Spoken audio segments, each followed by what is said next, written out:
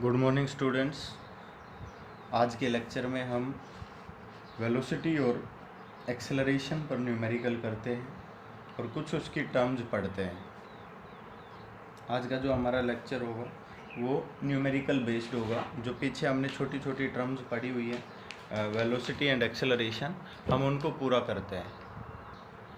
हमने सबसे पहले एक न्यूमेरिकल लिखा। न्यूमेरिकल नहीं है, दो टर्म्स हैं, मैं उनको एक्सप्लेन करना चाहता हूँ। सबसे पहले पूछा हुआ है what does d v by D t magnitude and d we vector magnitude upon D t represents. देखिए, एक में तो पहले d v by D t निकाला, फिर मैग्नीट्यूड किया, एक में वी का मैग्नीट्यूड लिया और उसका डिफ्रेंशिएशन किया। ये कहता है कि क्या दोनों टर्म अलग अलग हैं? अलग अलग हैं तो ये क्या रिप्रेजेंट कर रही है? तो आपको सबसे पहले तो इन दोनों को एक्सप्लेन करना है। तो मैं आपको सबसे पहले बता देता हूँ, जो d v by D t है, जो आपके पास यहाँ d v by D t है, सबसे पहली टर्म देखिए, d we upon D t magnitude. ये किसको रिप्रेजेंट कर रही है? That is magnitude of total acceleration. क्योंकि d v by D t acceleration होता है, टोटल एक्सेलरेशन निकालना है और उसके मैग्नीट्यूड को रिप्रेजेंट कर रही है। और अगर हम बात करें D by D T V magnitude, यहाँ पर जो वी मैग्नीट्यूड है, इसका मतलब है ये रिप्रेजेंट कर रहा है rate of change of speed. क्योंकि वी मैग्नीट्यूड वेक्टर लगाया फिर मैग्नीट्यूड लगा दिया, तो मतलब यहाँ ये वेलोसिटी नहीं कह सकते, ये केवल और केवल क्या है? मैग्नीट्यूड है। इसका मतलब आप ये कह सकते हो rate of change of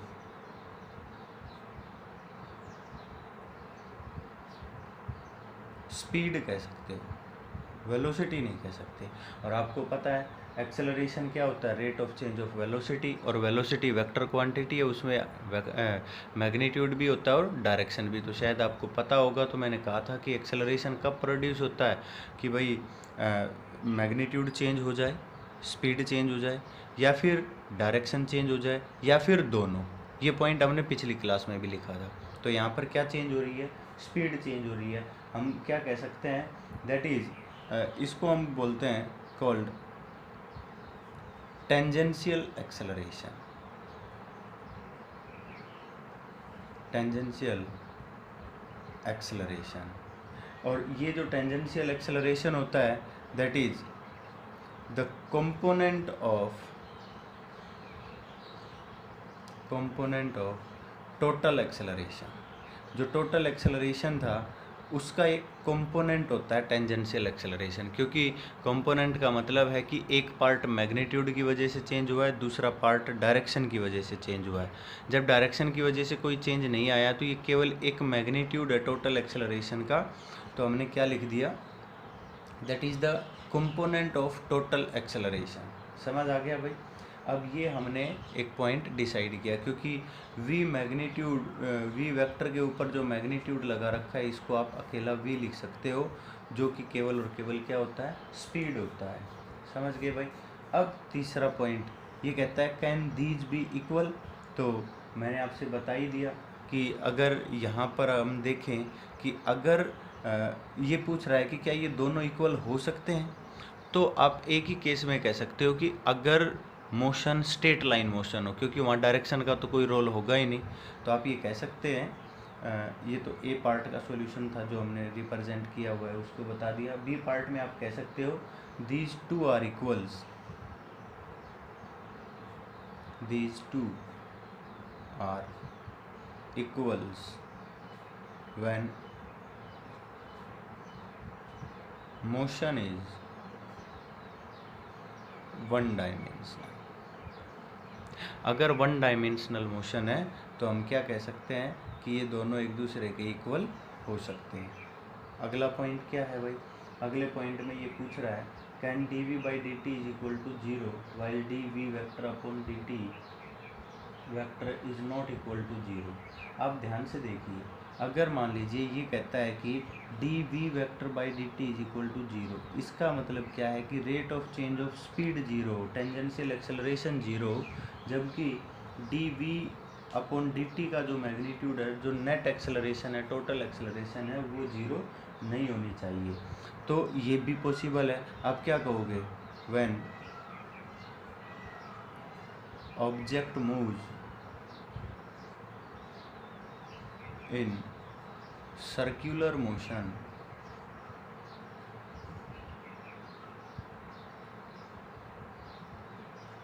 with constant speed।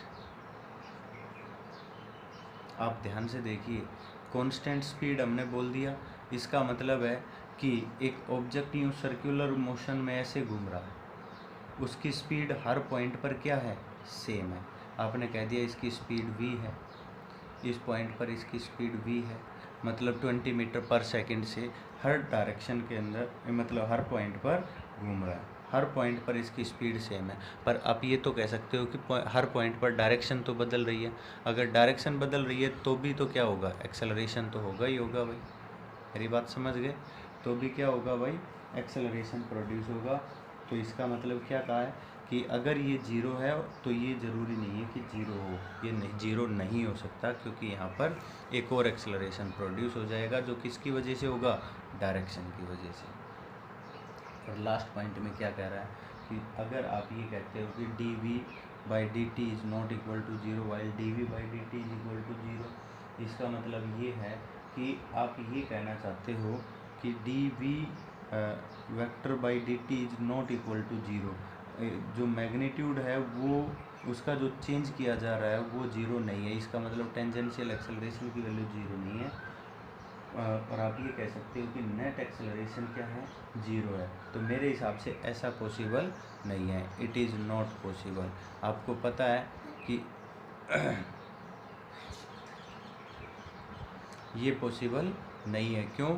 क्योंकि हम ये कह रहे हैं कि अगर मान लीजिए मैग्नीट्यूड चेंज हो रहा है, मैग्नीट्यूड चेंज होगा तो एक्सेलरेशन तो प्रोड्यूस होगा, चाहे वो टेंजेंशियल एक्सेलरेशन ही हो। और अगर टेंजेंशियल एक्सेलरेशन हो गया तो एक्सेलरेशन का एक कंपोनेंट तो है, और अगर किसी भी वेक्टर का एक कंपोनेंट है तो किन्हीं दो वेक्टर्स का रिजल्टेंट कभी भी जीरो नहीं हो सकता। ये मोस्ट इम्पोर्टेंट पॉइंट है भाई, ठीक है। तो ये हमने एक आसान सा न्यूमेरिकल लिया था, एक आसान सी टर्म्स ली हुई थी जो आपको मालूम होनी चाहिए थी। अब मैं आपको एक दो पॉइंट और बताना चाहता हूँ। क्या आपसे कोई क्वेश्चन पूछा जाए, मान लीजिए इसी तरह से आपसे ये कहा जाए, एक और मैं क्वेश्चन लिख रहा हूँ, can velocity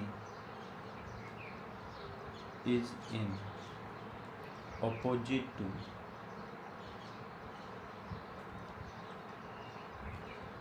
to the acceleration। Acceleration का मतलब होता है इंक्रीज इन वेलोसिटी, मतलब जिस डायरेक्शन में एक्सेलरेशन है उस डायरेक्शन में वेलोसिटी इंक्रीज होगी। और ये कहता है कि और डिक्रीज इन वेलोसिटी भी होता है। तो ये कह रहा है कि क्या कोई ऐसा एग्जाम्पल है, ये वो एग्जाम्पल, ठीक है। क्या आपके पास ऐसा कोई एग्जाम्पल है जहाँ पर कोई वेलोसिटी है वो एक्सेलरेशन के अपोजिट हो सके? एक्सेलरेशन की डायरेक्शन में तो हम पढ़ ही लेते हैं। दूसरे में ये पूछा जाए, can velocity is zero but acceleration is not equal to zero. क्या ऐसा हो सकता है? एग्जाम्पल से बताइए। एक में आपसे मान लीजिए ये पूछ लिया जाए, the velocity is perpendicular to acceleration. क्या ऐसा पॉसिबल है कि कोई भी वेलोसिटी एक्सेलरेशन के परपेंडिकुलर हो जाए? तो ये काफ़ी सारे पॉइंट्स हैं जो आपसे पूछे जाएंगे। अब आप एक बात बताइए, क्या कोई ऐसा एग्जाम्पल है? तो हम आपको सॉल्यूशन बता देते हैं। यस, आपने किसी ऑब्जेक्ट को अपवर्ड थ्रो कर दिया, बेटा आपने ऊपर फेंका और ग्रेविटी कहाँ लग रही है? ग्रेविटी कहाँ लग रही है बेटा? Downward direction. मेरी बात समझ गए? आप क्या कहोगे? ए पार्टिकल थ्रो अपवर्ड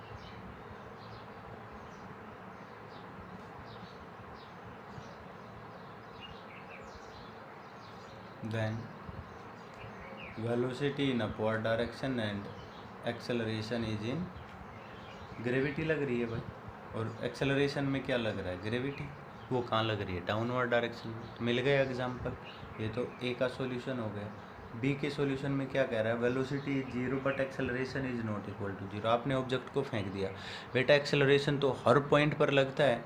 जब आपने ऑब्जेक्ट को ऊपर फेंक दिया at highest point,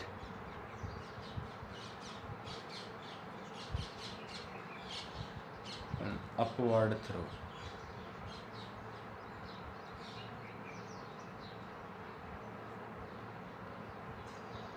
highest point पर ऑब्जेक्ट जाकर रुक जाता है, वहाँ पर वेलोसिटी क्या हो जाती है बेटा? जीरो। बट क्या एक्सेलरेशन होता है? बिल्कुल होता है। ग्रेविटी के इक्वल एक्सेलरेशन जीरो थोड़ी होता है भाई, एक्सेलरेशन तो हर पॉइंट पर लगता है। तो हाईएस्ट पॉइंट पर क्या हो गया भाई? ग्रेविटी होती है, एक्सेलरेशन होता है, बट वहाँ पर वेलोसिटी जीरो हो जाती है। एक और पॉइंट भाई, the velocity is perpendicular to acceleration. तो भाई यूनिफॉर्म सर्कुलर मोशन के अंदर क्या होता है? आप लिख सकते हो in uniform circular motion velocity is perpendicular to acceleration. हमेशा याद रखना, क्योंकि वहाँ पर सेंट्रीपिटल एक्सेलरेशन होता है जो रेडियस के अलोंग लगता है। किसके अलोंग लगता है? रेडियस के अलोंग। आपको पता है यहाँ पर वेलोसिटी यहाँ ली जाएगी, और यहाँ पर जो एक्सेलरेशन होगा ये होगा, और यहाँ पर ये दोनों एक दूसरे के क्या हो गए? परपेंडिकुलर हो गए। यहाँ पर क्या होगा? सेंट्रीपिटल रेडियल एक्सेलरेशन लगेगा। ये समझ आ गया? तो ये हमने आपको बता दिया। नेक्स्ट मैं आपको जो बता रहा हूँ, अगला मैं आपको ये बता रहा हूँ भाई,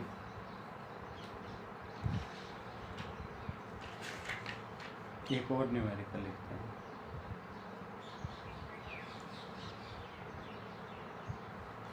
एक दो न्यूमेरिकल लिखते हैं और तो आपको और अच्छा समझ आ जाएगा। और अब की बार न्यूमेरिकल कुछ अलग टर्म से मैं लिख रहा हूँ, ठीक है?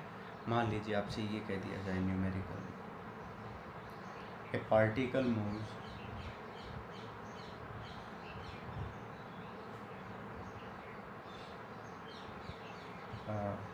along the curve x square by 9 plus y square by 4 is equal to 1 with constant speed v। आगे कहता है express its velocity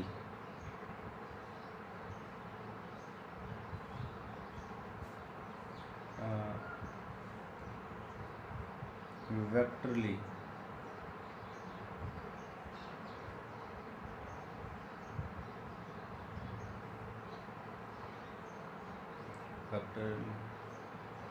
as a function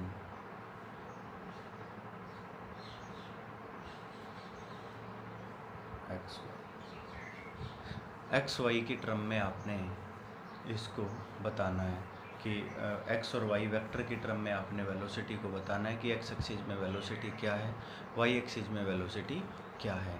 particle move कर रहा है, उसकी जो इक्वेशन है, जो कर्व इक्वेशन है वो ये है। समझ आ गया? तो आपके पास क्या गिवन है? इस तरह के क्वेश्चन का सॉल्यूशन कैसे करेंगे भाई? आपके पास जो गिवन है वो क्या है? X square by 9 plus y square upon 4 is equal to 1। अब आप ध्यान से देखिए, ये हमारे पास कर्व को फॉलो करने वाली इक्वेशन है कि जिस पाथ पर पार्टिकल मूव कर रहा है। अब आप एक बात ध्यान से देखिए, हमारे पास इक्वेशन है, हमने इस इक्वेशन का टाइम के रेस्पेक्ट में डिफरेंशिएशन कर दिया। हमने क्या किया भाई, differentiation of equation, differentiation of equation with respect to time, t के रिस्पेक्ट में। जब हम डिफरेंशिएशन करेंगे d upon D t x square by 9 plus y square by 4 is equal to d y d t. आपको पता है किसी का भी कांस्टेंट का डिफरेंशिएशन 0 होता है, और यहाँ पर हम अलग अलग डिफरेंशिएशन करेंगे तो क्या हो जाएगा भाई, d by D t x square by 9 plus d by D t y square by 4 is equal to 0। अब आपने इसका डिफरेंशिएशन करना है भाई, देखो 1/9 तो बाहर आ गया। अब एक्स स्क्वेयर का डिफरेंशिएशन करेंगे तो क्या होगा, 2x, भाई पावर आगे और पावर में से 1 माइनस करो।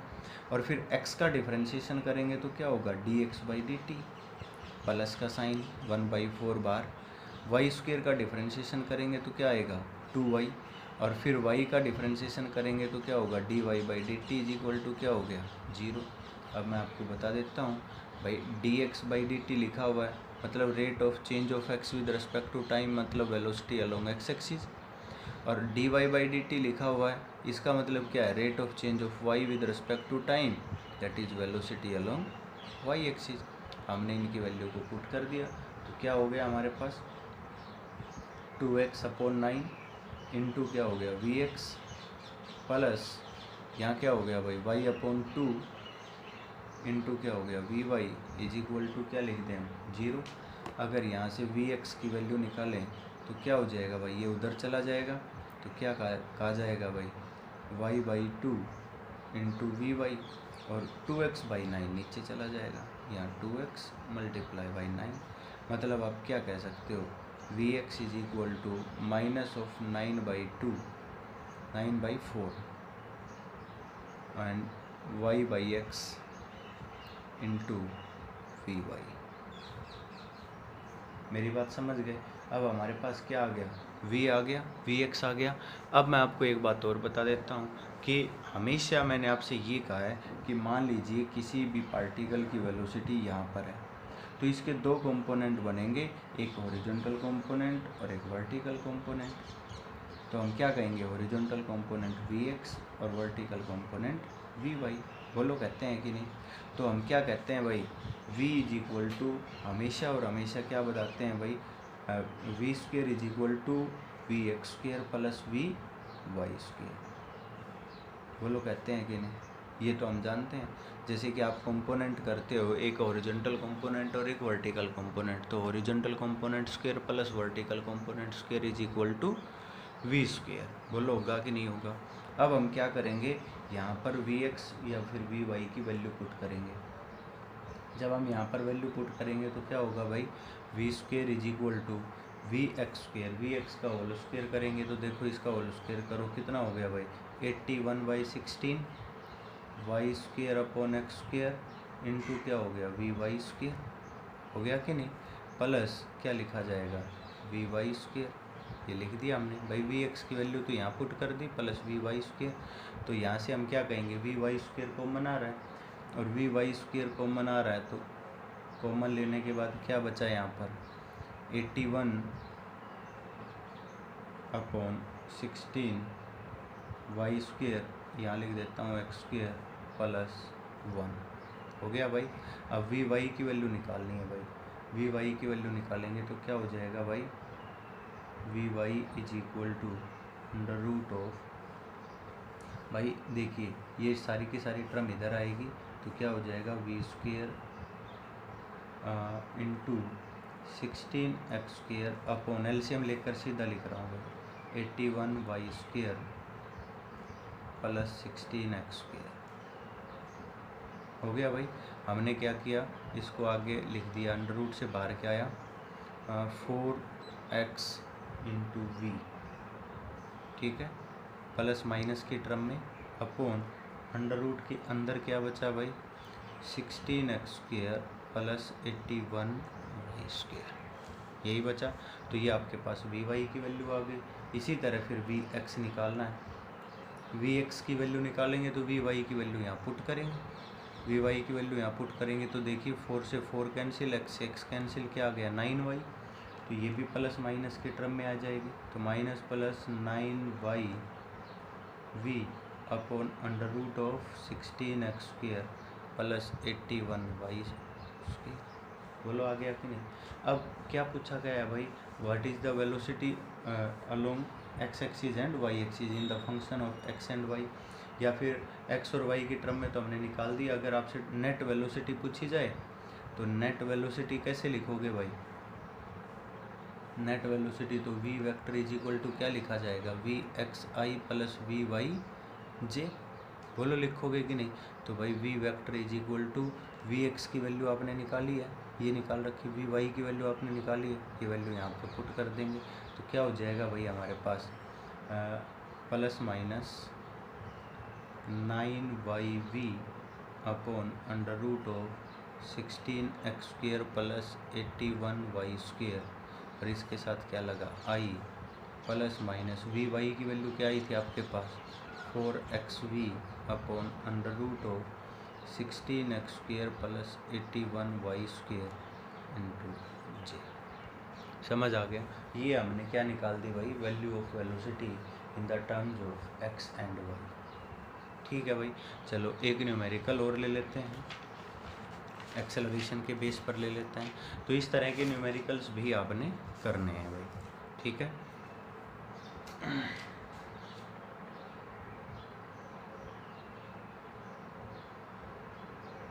चलो देखिए, अब अगला न्यूमेरिकल करते हैं। मैं एक न्यूमेरिकल लिखता हूँ एक्सेलरेशन के क्रम में, काफ़ी इजी है। और ये वैसे आप एक इस तरह का न्यूमेरिकल पहले भी मैंने आपको बताया हुआ है। चलो, ए पार्टिकल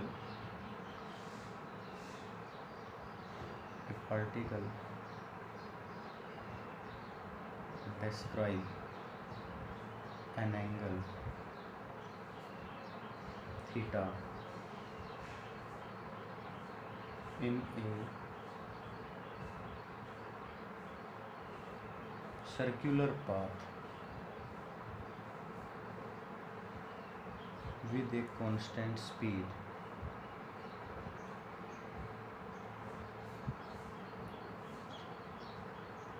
v। क्या फाइंड आउट करना है, find the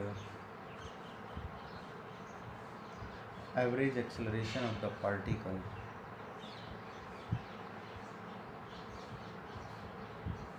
average acceleration of the particle during the motion। बिल्कुल आसान न्यूमेरिकल, ड्यूरिंग द मोशन, ये फाइंड आउट करना। आपने ये कहा कि एक पार्टिकल है,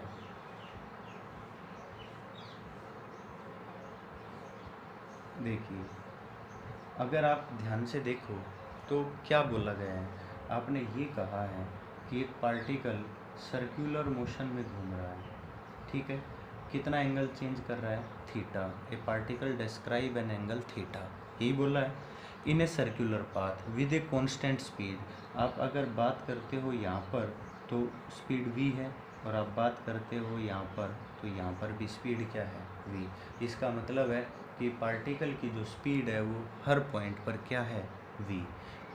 अगर मान लीजिए आप ये कहते हो कि यहाँ पर वेलोसिटी है v1, यहाँ वेलोसिटी है v2, तो अगर आप सॉल्यूशन करना चाहोगे तो बेटा v1 मैग्नीट्यूड को भी आप v लिखोगे और v2 मैग्नीट्यूड को भी आप क्या लिखोगे, v। मेरी बात समझ गए, क्योंकि यहाँ डायरेक्शन अलग अलग है। तो देखिए मैंने पहले तो स्पीड बोला था, बाद में वेलोसिटी बोला है। वेलोसिटी इसलिए बोला है कि अगर दोनों पॉइंट पर देखें तो डायरेक्शन क्या है, डिफरेंट है। मेरी बात समझ आ गई होगी। और डायरेक्शन थीटा एंगल से बदल रही है। अब ध्यान से देखिए, अब क्या आपने निकालना क्या है, एवरेज एक्सेलरेशन। तो एक्सेलरेशन एवरेज का क्या फॉर्मूला था बेटा, v2 minus v1 magnitude upon time period. बोलो था या नहीं, मेरी बात समझ गए। अब v2 माइनस v1 निकालना है, तो आपको पता है v2 माइनस v1 का मैग्नीट्यूड निकालेंगे, v2 माइनस v1 मैग्नीट्यूड। तो फॉर्मूला क्या था भाई, v2 magnitude square plus v1 magnitude square minus 2v1 v2 cos theta और अंडर रूट। बोलो पढ़ा था कि नहीं। अब v2 मैग्नीट्यूड क्या पढ़ा आपने, v square plus v1 magnitude v square minus 2 v1 v2 की जगह करेंगे तो भी v स्क्वायर हो जाएगा, इनटू क्या होगा cos theta under root.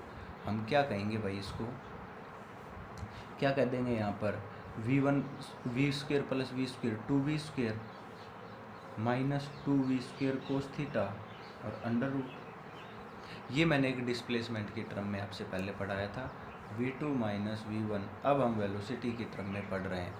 2v square common आ गया भाई, क्या बचा 1 माइनस कोस थीटा और ये किसके अंदर है, अंडर रूट के अंदर है। भाई आपको पता होना चाहिए 1 minus cos theta 2 sine square theta by 2 होता है।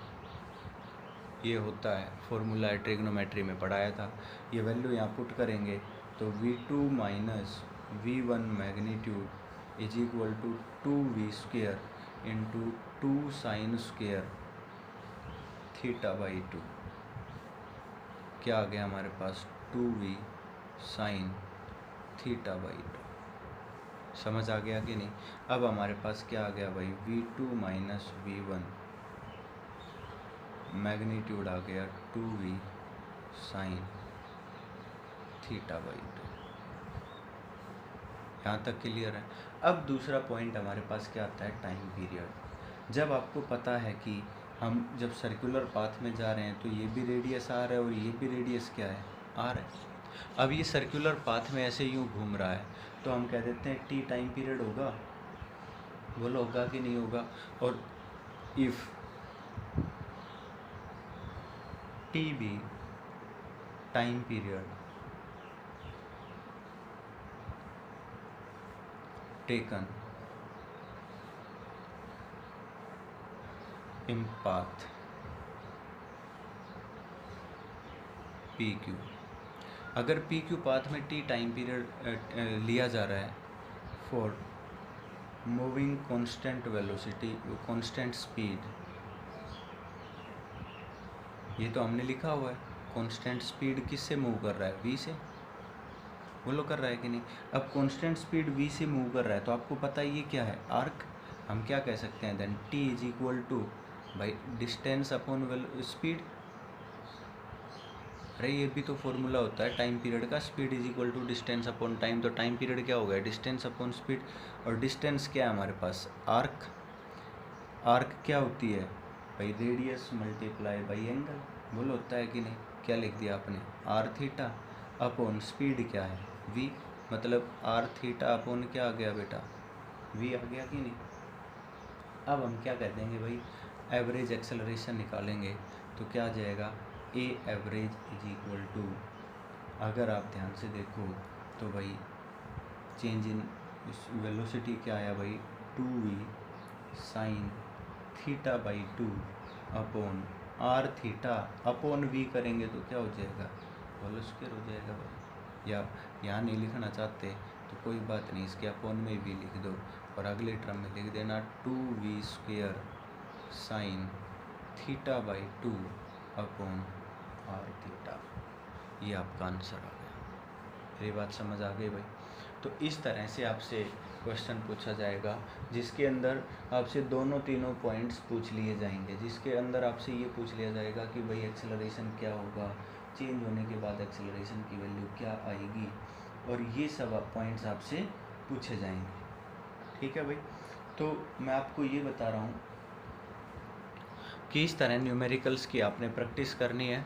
अगली क्लास में हम आपको इक्वेशन ऑफ मोशन पढ़ाएंगे। इक्वेशन ऑफ मोशन आपने 9th क्लास में भी पढ़ी है, फिर दोबारा से इक्वेशन ऑफ मोशन पढ़ाएंगे और उसके बाद हम अगला टॉपिक पढ़ेंगे। Thank you.